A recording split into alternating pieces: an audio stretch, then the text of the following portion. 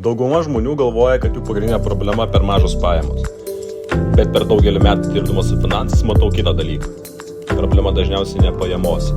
Problema slypi sistemos nebuvime. Atlyginimas įkrenta kaip planuota.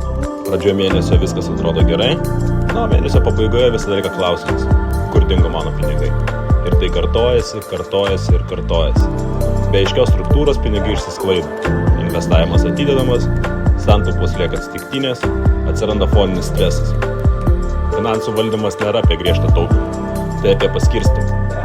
Kai kiekvienas euras turi paskirtį, atsiranda aiškumas, ramybė, kontrolė. Šiame seminare parodau paprastą, praktiškai pritaikomą 6 sąskaitų metodą, kurį patys su žmona taikome savo šeimoje. Ne teorija, o sistema, kuri veikia. Sistema, kuri yra praktiškai patikrinta. Sistema neatima laisvės, ji ją sukuria.